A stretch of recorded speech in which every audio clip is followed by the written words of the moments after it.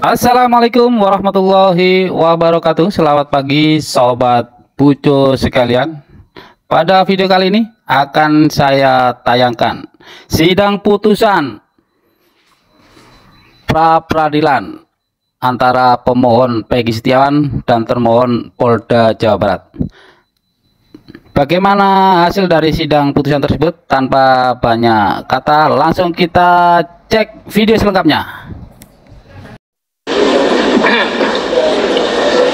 Sidang pra-peradilan nomor 10 Pitra 2024 PN Bandung dibuka dan nyatakan terbuka untuk umum. Baik ya, pemohon hadir, termohon juga hadir kuasanya. Hari ini acaranya adalah putusan sudah jadi dan lengkap. Totalnya ada 115 halaman ya. Terkait dengan permohonan, jawaban, keterangan saksi, bukti surat, keterangan ahli. Recording in progress. Saya tawarkan untuk tidak dibacakan. Yang dibacakan adalah yang lengkap adalah pertimbangannya. Saya tawarkan kepada pemohon, apakah setuju? Setuju yang mulia. Setuju ya. Kepada termohon? Setuju ya. Baik ya, kita mulai. Bismillahirrahmanirrahim. Putusan nomor 10 Pitra 2024 PN Bandung. Demi keadilan berdasarkan ketuhanan yang Maha Esa, Pengadilan Negeri Kelas 1A Khusus Bandung yang mengadili perkara pra-peradilan dalam tingkat pertama telah menjatuhkan putusan sebagai berikut dalam perkara antara Peggy Setiawan, lahir di Cirebon, umur 27 tahun, agama Islam, beralamat di Dusun 1, Blok Simaja, RT 04, RW 002, Desa Kepongpongan, Kecamatan Talun, Kabupaten Cirebon. Dalam hal ini diwakili oleh para kuasanya yaitu 1. Sugianti Iriani SH, 2. Adnan Miftahul Hayat SH, 3. Muhammad Imanullah SH MKN, 4. Melani SH MH, 5. Dr. Umi Maskana SH MHUM, 6. MN Insang Nasruddin SH, 7. KM Ibnu Sina Jainuddin SH MH, 8. Aprian Setiawan SHMH, 9. Rio Damas Putra SH, 10. Asep Muhyiddin SHMH, 11. Mukhtar Effendi SHMH, 12. Imelda Damesari SH CPL, 13. Rahim Syah Putra SH, 14. Gideon Manurung SH, 15. Oji Tantowi SH, 16. Sunan Bendung SH, 17. Ada Ati Suryati SH, 18. Marwan Iswandi SHMH, 19. Nikolas Johan Kili SHMH, 20. Nikolas Rapel Kili SH, 21. Agus Firman Panjaitan SH, dan 22. Jidin Siagian SHMH. Kesemuanya adalah advokat dan konsultan hukum yang tergabung pada kantor Law Office Sugianti Iriani SH dan rekan yang berkedudukan di Jalan Salam 12B, Blok Kapling, Kelurahan atau Desa Kepongpongan, Kecamatan Talun, Kabupaten Cirebon, Jawa Barat, berdasarkan surat kuasa khusus tertanggal 8 Juni 2024, selanjutnya disebut sebagai pemohon.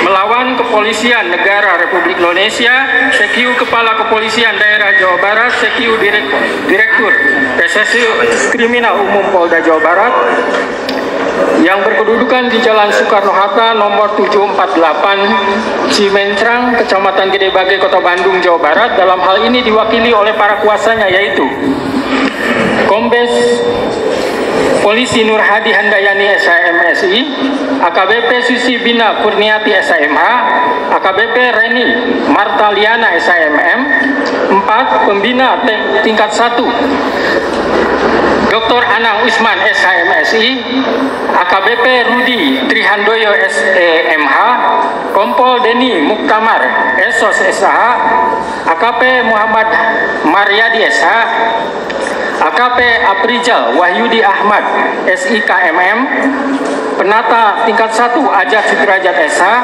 AKP Anggi Eko Prasetyo STK SIK, Ibda Sumardi SHMH, Ibda Nopan Sarif Hidayat SH, Aibtu Heri Wibowo SH, Aibtu Roni Effendi Sembiring SH, dan Bribka Anwar Hadi SH.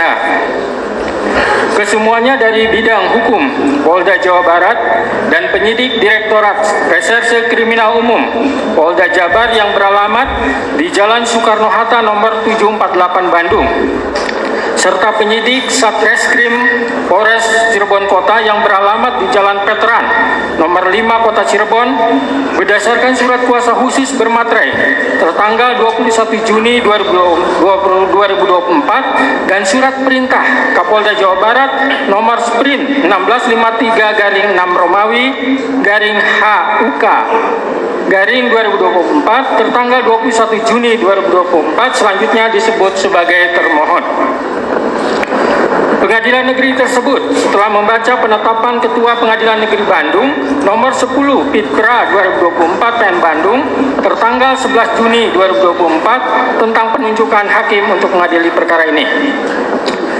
Setelah membaca penetapan hakim tentang hari sidang, setelah membaca berkas perkara dan surat-surat yang berhubungan dengan perkara ini, setelah memeriksa bukti surat dan mendengarkan keterangan para saksi yang diajukan di persidangan tentang duduk perkara, menimbang bahwa pemohon melalui surat permohonannya tertanggal 11 Juni 2024 yang telah didaftarkan di Kepanitraan PN Bandung di bawah register perkara nomor 10 Pitkra 2024 PN Bandung telah mengajukan permohonan pra peradilan dengan alasan sebagai berikut. Permohonan dianggap dibacakan. Menimbang bahwa pada hari Senin tanggal 1 Juli 2024 sebagaimana persidangan yang telah ditetapkan untuk pemohon hadir para kuasanya, begitu juga untuk termohon hadir para kuasanya di persidangan. Menimbang bahwa terhadap permohonan pra peradilan yang diajukan oleh pemohon tersebut, termohon telah mengajukan jawabannya tertanggal 2 Juli 2024 sebagai berikut, dianggap dibacakan.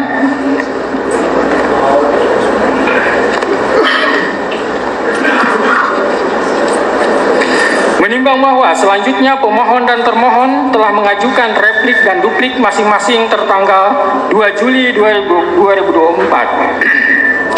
Menimbang bahwa untuk membuktikan dalil-dalil permohonannya, pemohon telah mengajukan bukti surat selengkapnya. Bukti surat tersebut sebagai berikut, tertanda P1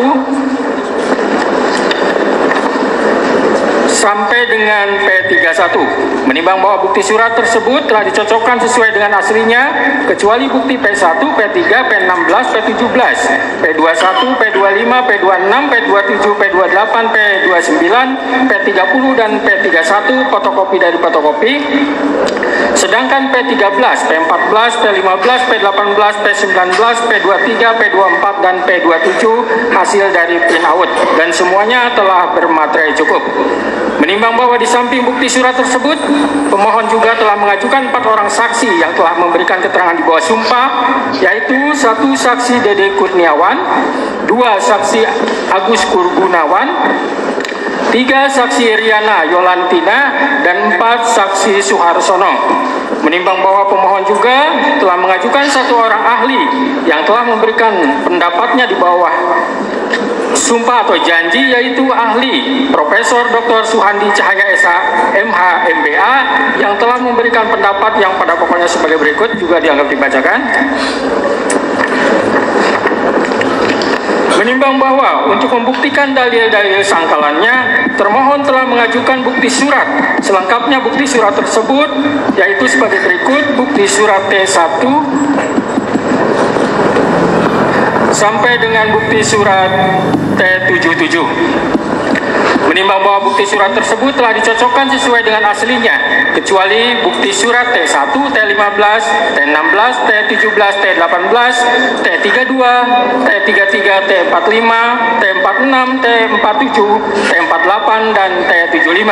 Fotokopi dari fotokopi dan semuanya telah bermaterai cukup. Menimbang bahwa termohon di dalam perkara pra-peradilan akuo tidak mengajukan saksi, akan tetapi telah mengajukan 1 orang ahli, yaitu Profesor Dr.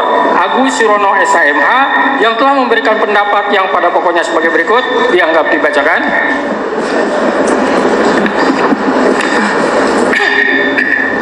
Menimbang bahwa baik pemohon maupun termohon telah mengajukan kesimpulan tertulis masing-masing tertanggal 5 Juli 2024. Menimbang bahwa selanjutnya para pihak menyatakan tidak akan mengajukan sesuatu apapun lagi ke persidangan dan mohon putusan.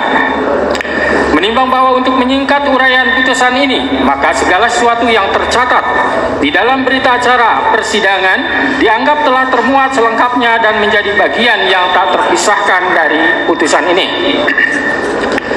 Tentang pertimbangan hukum, menimbang bahwa maksud dan tujuan permohonan pra-peradilan pemohon adalah sebagaimana terurai di atas.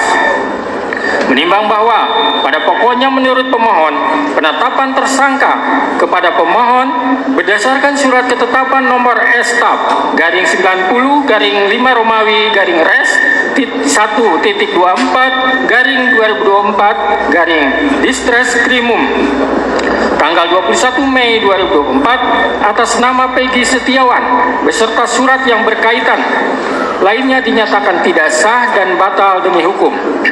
Karena termohon sebelumnya telah mengumumkan DPO pada tanggal 15 Mei 2024 jam 13.42 WIB yang diunggah melalui media hub.polri.go.id khusus untuk atas nama Peggy alias Perong usia 22 tahun sampai 30 tahun, jenis kelamin laki-laki, keluarga negara Indonesia, tempat tinggal terakhir Desa Banjarwangunan, Kecamatan Mundu, Kabupaten Cirebon, dengan ciri-ciri khusus tinggi 160 cm, badan kecil, rambut keriting, kulit hitam, sebagaimana yang diumumkan oleh Polri, sangat jauh berbeda dengan ciri-ciri yang melekat pada diri Peggy Setiawan yang saat ini ditetapkan sebagai tersangka.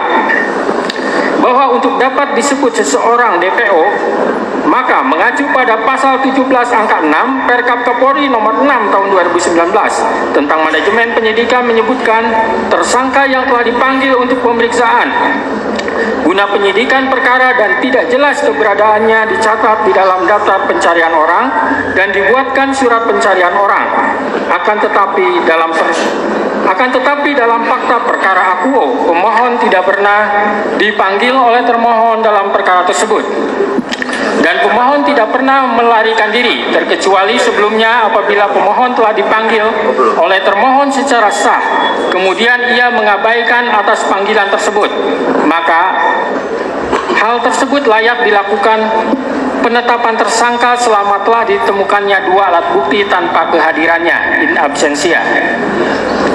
Menimbang bahwa selanjutnya menurut pemohon, prasa bukti permulaan yang cukup dan bukti yang cukup dalam pasal 1 angka 14 patut diduga, pasal 17 dan pasal 21 ayat 1 KUHP harus ditafsirkan sekurang-kurangnya minimal dua alat bukti serta berlandaskan kepada pasal 184 KUHP serta disertai pemeriksaan calon tersangkanya.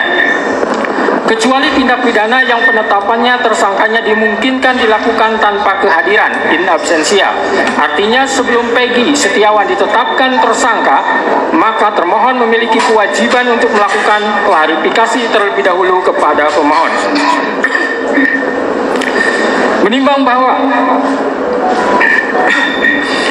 bahwa dalil-dalil yang dikemukakan oleh pemohon dalam permohonan tersebut telah dibantah oleh termohon dengan surat jawaban tertanggal 2 Juli 2024 sebagaimana terurai di atas. Menimbang bahwa untuk membuktikan permohonannya, pemohon telah mengajukan bukti surat yang ditandai dengan bukti P1 sampai dengan P31 dan mengajukan 1 orang ahli serta 4 orang saksi. Sedangkan untuk membuktikan bantahannya, termohon telah mengajukan bukti surat berupa T1 sampai dengan T77 serta mengajukan 1 orang ahli. Menimbang bahwa terhadap bukti-bukti yang diajukan baik oleh pemohon maupun oleh termohon, hakim pra-peradilan hanya akan mempertimbangkan alat bukti yang ada relevansinya dengan persoalan dalam perkara pra-peradilan ini. Sedangkan yang dianggap tidak relevan dengan perkara akuo dengan sendirinya akan dikesampingkan. Menimbang bahwa Hakim pra-peradilan tidak mengadili apakah seseorang itu bersalah atau tidak bersalah, serta tidak juga mengadili apakah seseorang itu pelaku atau bukan pelaku. Karena sesuai dengan peraturan Mahkamah Agung RI nomor 4 tahun 2016 dalam bab 2 pasal 2 ayat 2 menentukan bahwa pemeriksaan pra-peradilan terhadap pemohon tentang tidak sahnya penetapan tersangka hanya menilai aspek formil, yaitu apakah ada paling sedikit 2 alat bukti yang sah dan tidak memasuki materi perkara. Menimbang bahwa sebelum hakim mempertimbangkan lebih lanjut apakah permohonan pra-peradilan yang diajukan oleh pemohon beralasan atau tidak, maka terlebih dahulu akan dipertimbangkan tentang berwenang tidaknya hakim pra-peradilan untuk mengadili tentang sah tidaknya penetapan tersangka berdasarkan surat ketetapan nomor Staf 90 garing 5 Romawi Res 124/2024 garing Distreskrimum tanggal 21 Mei 2024 atas nama Peggy Setiawan. Menimbang bahwa lembaga pra-peradilan adalah merupakan lembaga yang bertujuan untuk mengawasi secara horizontal proses penegakan hukum yang dilakukan oleh penyidik dan penuntut umum, yaitu untuk menguji apakah penyidik atau penuntut umum dalam melaksanakan tugas dan wewenangnya dalam proses penyidikan atau penuntutan telah sesuai dengan ketentuan hukum dan undang-undang yang berlaku, di mana undang-undang telah menentukan secara limitatif kewenangan lembaga pra-peradilan sebagaimana diatur dalam pasal 77 huruf A KUHP, yaitu untuk memeriksa dan memutus a. sah atau tidaknya penangkapan, penahanan, penghentian penyidikan atau penghentian penuntutan, b. ganti kerugian dan atau rehabilitasi bagi seorang yang perkara pidananya dihentikan pada tingkat penyidikan atau penuntutan. Menimbang bahwa apabila mengacu pada ketentuan pasal 77 KUHP, maka jelas pengujian sah tidaknya penggeledahan dan penyitaan tidak termasuk ke dalam kewenangan lembaga pra-peradilan, dan dalam praktek peradilan selama ini hakim selalu berpedoman pada ketentuan pasal 77 KUHP untuk menentukan kewenangannya dalam memeriksa dan mengadili permohonan pra-peradilan tersebut.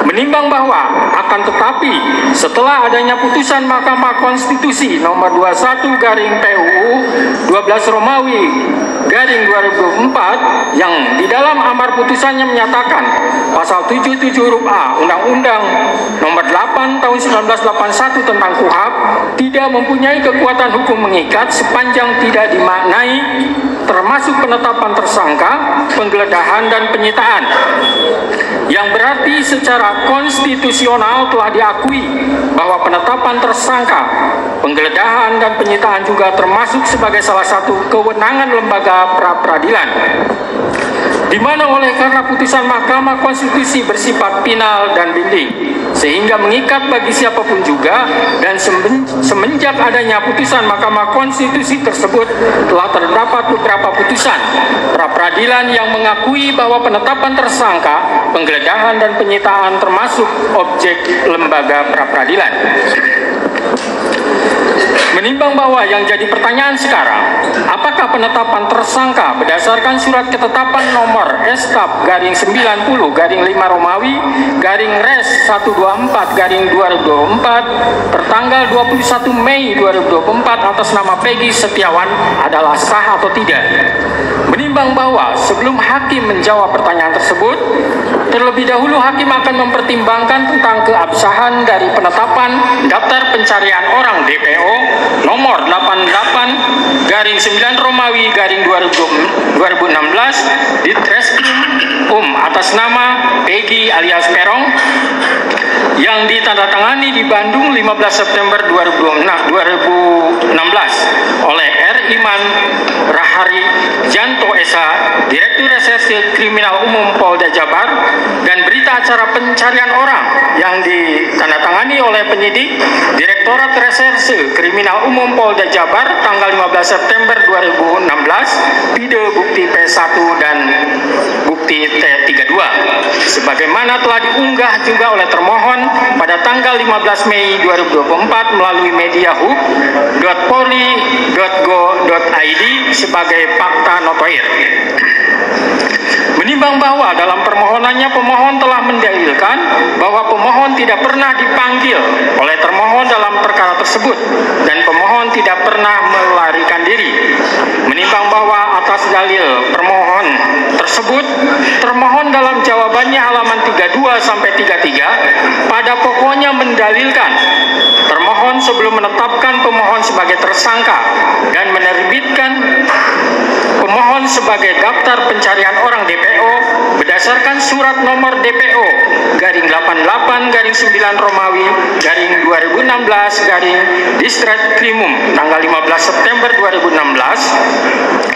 Termohon telah melakukan serangkaian penyelidikan dan penyidikan terlebih dahulu dan telah mendatangi alamat rumah ibu kandung pemohon yang beralamat di Dusun 1 Blok Simaja, RT 002 RW 002, Desa Kepongpongan, Kecamatan Talun, Kabupaten Cirebon, Jawa Barat, pada tanggal 2 September 2016. Namun pada saat itu, ibu kandung pemohon yang bernama Sudari Kartini mengatakan kepada penyidik bahwa saudara Peggy Setiawan tidak ada di rumah dan sedang berada di Bandung. Tidak menyebutkan di mana alamat di Bandung tersebut. Atas dasar keterangan dari ibu kandung, saudara Peggy alias Perong tersebut, kemudian penyidik telah melakukan pencarian terhadap saudara Peggy alias Perong yang dibuktikan dengan berita acara pencarian tersangka atas nama Peggy alias Perong pada tanggal 15 September 2016. Sehingga dengan demikian sangatlah tidak beralasan apabila pemohon masih mempermasalahkan tentang pemanggilan terhadap tersangka Peggy Setiawan alias Perong. Adapun dalam kasus-kasus tertentu berdasarkan pertimbangan penyidik, seorang tersangka tidak mesti harus dilakukan pemanggilan terlebih dahulu. Menimbang bahwa terkait sah atau tidaknya penetapan DPO atas nama pemohon karena terjadi dalam rentang waktu antara tahun 2016 sampai dengan tahun 2024, maka hakim akan merujuk pada bukti P16 dan bukti P17 berupa Peraturan Kepala Kepolisian Negara Republik Indonesia Nomor 14 Tahun 2012 tentang Manajemen Penyidikan Tindak Pidana dan Peraturan Kepala Kepolisian Negara Republik Indonesia Nomor 6 Tahun 2019 tentang penyidikan tindak pidana. Menimbang bahwa berdasarkan pasal 31 ayat 1 Peraturan Kepala Kepolisian Negara Republik Indonesia Nomor 14 Tahun 2012 tentang Manajemen Penyidikan Tindak Pidana menegaskan bahwa tersangka yang telah dipanggil untuk pemeriksaan dalam rangka penyidikan perkara sampai lebih dari 3 kali dan ternyata tidak jelas keberadaannya dapat dicatat di dalam daftar pencarian orang DPO dan dibuatkan surat pencarian orang. Menimbang bahwa selanjutnya berdasarkan Peraturan Kepala Kepolisian Negara Republik Indonesia Nomor 6 Tahun 2019 tentang penyidikan tindak pidana, pasal 17 menegaskan bahwa tersangka yang telah dipanggil untuk pemeriksaan guna penyidikan perkara dan tidak jelas keberadaannya dicatat di dalam daftar pencarian orang DPO dan dibuatkan surat pencarian orang. Menimbang bahwa setelah hakim mencermati semua bukti dari termohon, tidak ada satupun bukti adanya surat panggilan yang dilayangkan oleh termohon kepada pemohon, sehingga pemohon tidak mengetahui dirinya masuk ke dalam daftar pencarian orang DPO. Termohon hanya mendatangi rumah pemohon dan bertanya kepada ibu kandung pemohon yang bernama Sudari Kartini yang mengatakan kepada penyidik bahwa Peggy Setiawan tidak ada di rumah dan sedang berada di Bandung tanpa membawa surat panggilan untuk disampaikan kepada pemohon. Menimbang bahwa hakim tidak sependapat dengan dalil dari termohon yang mengatakan tidak perlu pemanggilan terhadap pemohon karena menurut hakim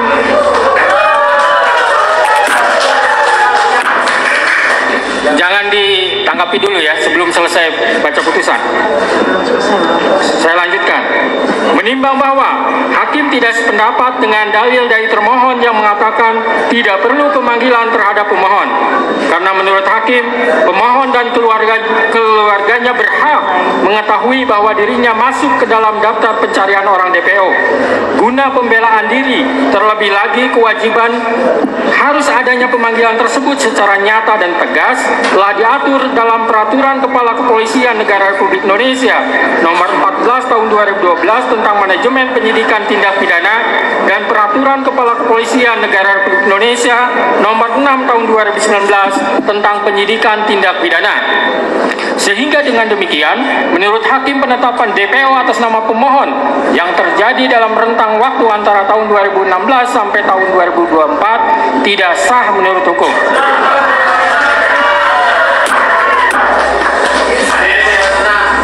Tahan dulu.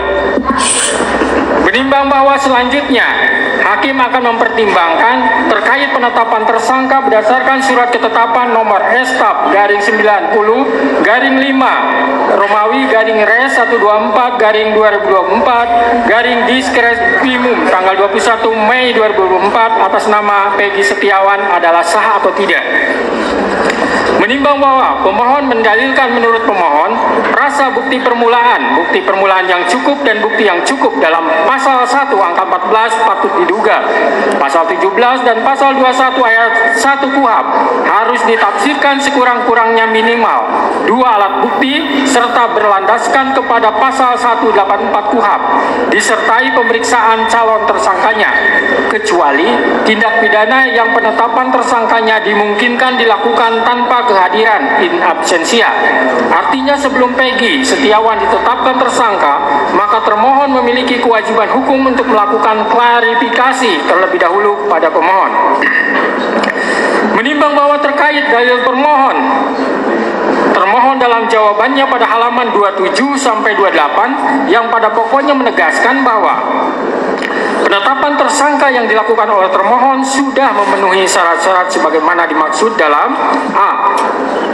Pasal 1 angka 14 Undang-Undang Nomor 8 Tahun 1981 tentang Hukum Acara Pidana menyebutkan bahwa tersangka adalah seseorang yang karena perbuatannya atau keadaannya berdasarkan bukti permulaan patut diduga sebagai pelaku tindak pidana. B.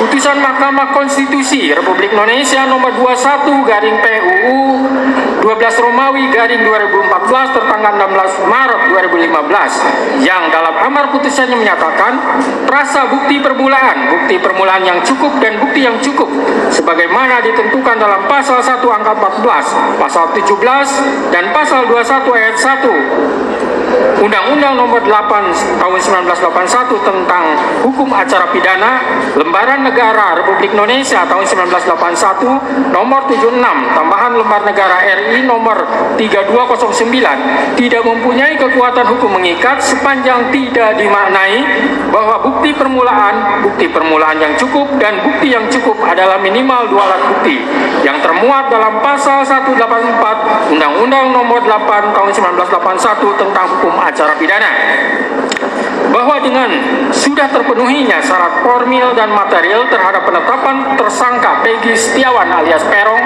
maka secara yuridis tindakan termohon akuo adalah sudah sesuai dengan prosedur hukum. Menimbang bahwa sebagaimana dalil pemohon yang telah dibenarkan oleh termohon dihubungkan dengan bukti P9, T33, T34, dan T67 telah terbukti bahwa pemohon ditetapkan sebagai tersangka berdasarkan surat ketetapan tersangka nomor Stap garing 90 garing 5 Romawi garing Res 124 garing 2024 garing Diskres Krimum tanggal 21 Mei 2024. Selanjutnya pemohon telah diperiksa sebagai tersangka sebagaimana berita acara pemeriksaan tersangka Peggy Setiawan alias Peron tertanggal 22 Mei 2024 dan tanggal 12 Juni 2024. Menimbang bahwa dari bukti P9, bukti T33, T34, dan T67 tersebut telah terbukti pemohon ditetapkan sebagai tersangka pada tanggal 21 Mei 2024 dan baru diperiksa sebagai tersangka besoknya pada tanggal 22 Mei 2024 dan dilanjutkan tanggal 12 Juni 2024. menimbang bahwa hakim tidak sependapat dengan dalil termohon dan ahli dari termohon yang berpendapat untuk penetapan tersangka hanya dengan bukti permulaan yang cukup, dan bukti yang cukup adalah minimal 2 alat bukti serta tidak harus adanya pemeriksaan calon tersangka terlebih dahulu. Menurut hakim, penetapan tersangka tidak hanya dengan bukti permulaan yang cukup, dan bukti yang cukup adalah minimal 2 alat bukti, tetapi juga harus diikuti adanya pemeriksaan calon tersangka terlebih dahulu.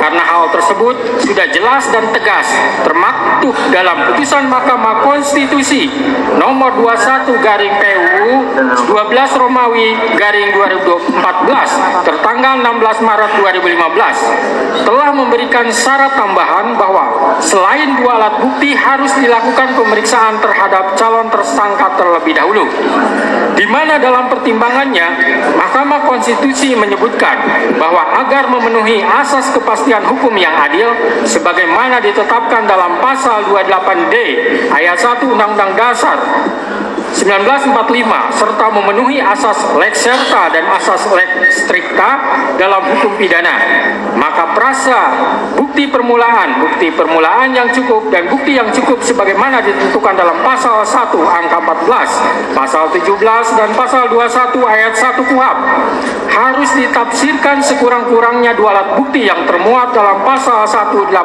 ayat 1 KUHP dan disertai dengan pemeriksaan calon tersangkanya, kecuali terhadap tindak pidana yang penetapan tersangkanya dimungkinkan dilakukan tanpa kehadirannya in absentia. Menimbang bahwa pemeriksaan calon tersangka walaupun tidak dicantumkan dalam amar putusan, melainkan dibunyikan dalam pertimbangannya, akan tetapi putusan Mahkamah Konstitusi tersebut bersifat final dan mengikat, maka sepatutnya isi putusan seluruhnya harus dipatuhi terlebih lagi oleh penegak hukum. Menimbang bahwa keharusan adanya pemeriksaan calon tersangka di samping minimum 2 alat bukti tersebut semata-mata bertujuan untuk memberikan transparansi dan perlindungan hak asasi seseorang agar sebelum ditetapkan sebagai tersangka sudah dapat memberikan keterangan yang seimbang dengan minimum 2 alat bukti yang sah yang telah ditemukan oleh penyidik. Menimbang bahwa oleh karena sebagaimana fakta di persidangan tidak ditemukan bukti satupun yang menunjukkan bahwa pemohon dalam penyidikan yang dilakukan oleh termohon pernah dilakukan pemeriksaan sebagai calon tersangka sebelum ditetapkan sebagai tersangka oleh termohon, maka menurut hakim penetapan tersangka atas pemohon haruslah dinyatakan tidak sah dan dinyatakan batal demi hukum.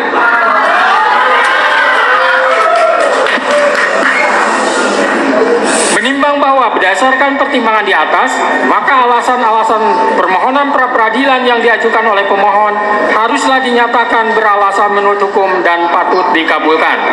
Menimbang bahwa oleh karena penetapan pemohon sebagai tersangka didasarkan pada penyidikan yang tidak sah, maka seluruh tindakan termohon terhadap pemohon menjadi tidak sah. Dengan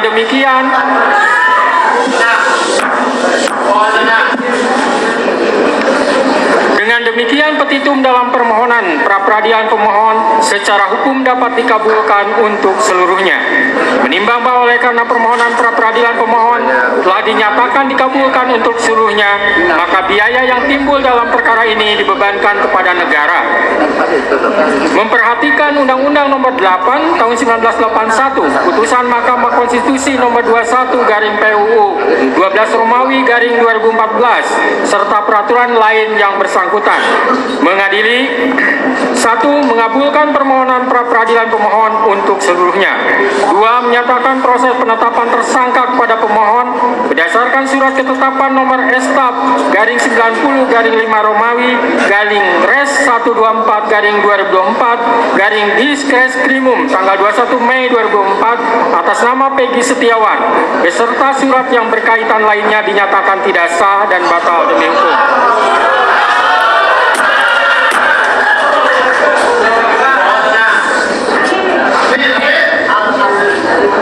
3. Menyatakan tindakan termohon menetapkan pemohon sebagai tersangka dugaan tindak pidana perlindungan anak dan atau pembunuhan berencana dan atau pembunuhan sebagaimana dimaksud dalam pasal 80 ayat 1 junto pasal 81 ayat 1 Undang-Undang RI nomor 35 tahun 2014 tentang perubahan atas Undang-Undang RI nomor 23 tahun 2022 tentang perlindungan anak dan atau pasal 340 dan pasal 338 junto pasal 55 ayat 1 KUHP oleh Polri Daerah Jawa Barat Direktorat Reserse Kriminal Umum termohon adalah tidak sah dan tidak berdasarkan atas hukum. 4. Menetapkan surat ketetapan tersangka nomor Estaf garing 90 garing 5 Romawi garing Res 124 garing 2024 garing Disret Limum tanggal 21 Mei 2004 batal demi hukum. 5. Menyatakan tidak sah segala keputusan dan atau penetapan yang dikeluarkan lebih lanjut oleh termohon yang berkenaan dengan penetapan tersangka atas diri pemohon oleh termohon. 6. Memerintahkan kepada termohon untuk menghentikan penyidikan terhadap perintah penyidikan kepada pemohon. 7. Memerintahkan kepada termohon untuk melepaskan pemohon dari tahanan.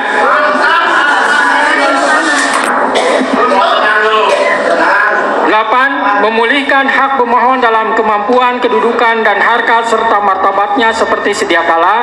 Dan 9. Membebankan biaya perkara kepada negara. Demikianlah diputus pada hari ini Senin, tanggal 8 Juli 2024 oleh Eman Sulaiman sebagai hakim tunggal berdasarkan penetapan Ketua Pengadilan.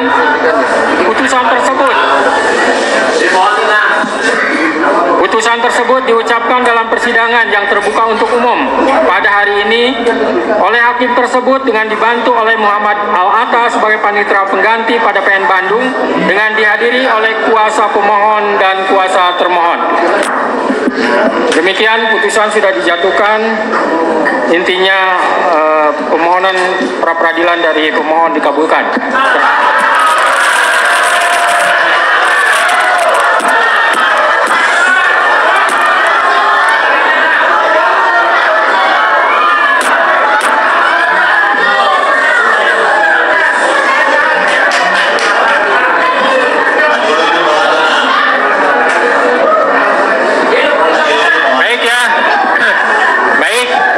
Dibacakannya putusan tersebut, maka perkara pra peradilan atas nama Saudara Peggy Setiawan selesai dan sidang dinyatakan ditutup.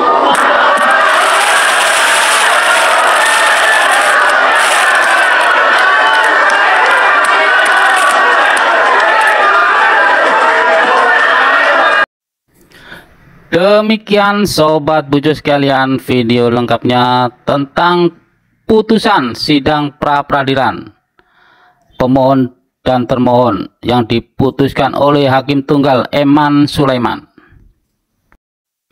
Dari keputusan sidang pra peradilan tersebut dapat kita simpulkan ada dua hal kesimpulan. Ada dua hal keputusan. Yang pertama yaitu terkait penetapan DPO atas nama Peggy Setiawan dinyatakan tidak sah. Demi hukum untuk penetapan DPO Peggy Setiawan dinyatakan tidak sah dikarenakan dari kepolisian Polda Jawa Barat belum pernah atau terbukti tidak pernah melakukan surat pemanggilan terhadap Saudara Peggy Setiawan. Sedangkan menurut undang-undang yang telah disebutkan di sidang tersebut bahwa untuk syarat sahnya melaksanakan penerbitan surat DPO itu harus sudah melaksanakan minimal 2 kali pemanggilan, dan dari Polda Jawa Barat terbukti belum pernah menerbitkan surat pemanggilan terhadap Saudara Peggy Setiawan. Sedangkan untuk keputusan yang kedua terkait dengan penetapan Saudara Peggy Setiawan sebagai tersangka oleh Polda Jawa Barat dinyatakan oleh Hakim Tunggal juga tidak sah. Karena menurut undang-undang yang berlaku, di samping sudah terdapat 2 alat bukti yang sah, juga disebutkan ada syarat tambahan yaitu memeriksa calon tersangka dahulu sebelum diterbitkan surat tersangka. Jadi sebelum disidik sebagai tersangka, dari Polda Jawa Barat harus sudah memanggil calon tersangka untuk diselidiki sebagai calon tersangka. Maka dengan terbitnya keputusan sidang pra-peradilan ini, Saudara Peggy Setiawan akan dibebaskan dari statusnya sebagai DPO, juga statusnya sebagai tersangka. Dia menurut keputusan ini, Saudara Peggy Setiawan harus dibebaskan dan seluruh biaya dari rangkaian peradilan ini akan ditanggung oleh negara. Dalam keputusan tersebut tidak disebutkan tentang ganti rugi material atau material yang akan diterima oleh Saudara Peggy Setiawan. Cuma disampaikan seluruh rangkaian kegiatan peradilan ini biayanya sepenuhnya akan ditanggung oleh negara. Demikian Sobat Bujo sekalian, video kami sampaikan. Semoga ini semua bisa membawa keadilan bagi Saudara Peggy Setiawan, juga terhadap keluarga korban Vina dan Eki Cirebon. Dan kita akan tunggu sama-sama bagaimana langkah-langkah selanjutnya dari penyelidik dari Kepolisian Daerah Jawa Barat. Sekian dan terima kasih. Wassalamualaikum warahmatullahi wabarakatuh.